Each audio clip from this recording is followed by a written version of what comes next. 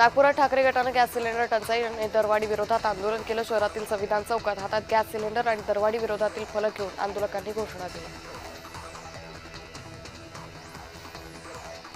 गोंदिया शहरातील गणेशनगर भागातील घाट रोड परिसरातील डंपिंग यार्डात अज्ञात व्यक्तीने आग लावली, त्यामुळे परिसरात धुराचे लोट पसरले।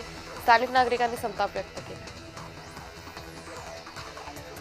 आशिया खंडातील सर्वात मोठी उद्योगनगरी म्हणून ओळख असणाऱ्या नवी मुंबईतील ठाणे बेलापूर औद्योगिक क्षेत्रातील तब्बल 4,500 कंपन्यांना आखाती देशातील युद्धाचा फटका बसलाय।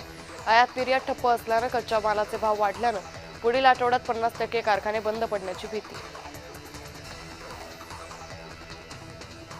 गोंदिया जिल्हा पोलीस दलातर्फे 59 पोलीस शिपाई पदभरती प्रक्रिया सुरू आहे। ही प्रक्रिया अंतिम टप्प्यात आली असून पात्र ठरलेल्या उमेदवारांच्या इतर परीक्षा घेण्यात येणार आहे।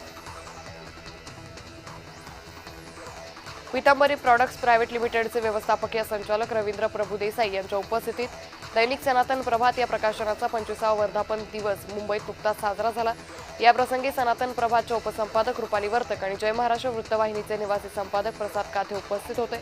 यावेळी बोलताना रवींद्र प्रभुदेसाई यांनी शिवरायांच्या स्वप्नांना पूर्ण करण्यासाठी हिंदूंनी सजग आणि एकसंघ राहण्याची गरज असल्याचं म्हटलंय।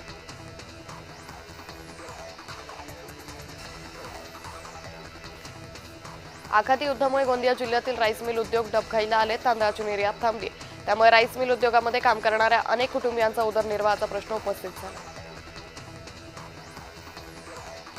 साताऱ्यातील सज्जनगडावर मात्र भक्तांच्या भोजन प्रसाद सेवेत कोणतीही अडचण येऊ नये यासाठी विशेष काळजी घेतली जाते। भविष्यात गॅस टंचाई भासू लागल्यास कमी प्रमाणात काटकसर करून महाप्रसाद दिला जाणार आहे। सांगलीत हॉटेल चालकाबरोबरच मंगल कार्यालय चालकांनाही गॅस सिलेंडरचा तुटवडा जाणवू लागल्यानं मंगल कार्यालयात आता चुलीवर स्वयंपाक केला जातोय। 1000 ते 1200 लोकांचं जेवण चुलीवर केलं जातंय।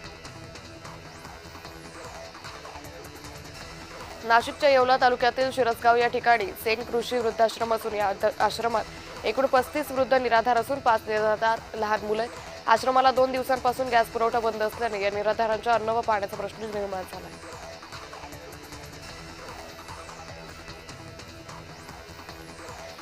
खानदेशातील प्रसिद्ध वरणभट्टी वांग्याची भाजी पारंपरिक खानावळ चालवताना खानावळ व्यावसायिकांना संघर्ष करावा लागतोय। रस्त्यावर चुली मांडून रखरखत्या उन्हात वरणभट्टी वांग्याची भाजी बनवण्याची वेळ खानावळ चालकांवर आली।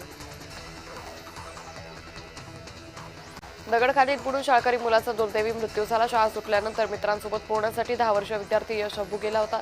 पाण्याचा अंदाज न आल्यानं त्याचा मृत्यू झाल्याची माहिती। डोंबिवलीकर चुलीवरील चहाची चव घेत आहेत। चहा टपरीवाल्यांनी आता व्यावसायिक गॅस सिलेंडर उपलब्ध होत नसल्यानं चुलीवर चहा बनवायची सुरुवात केली आहे।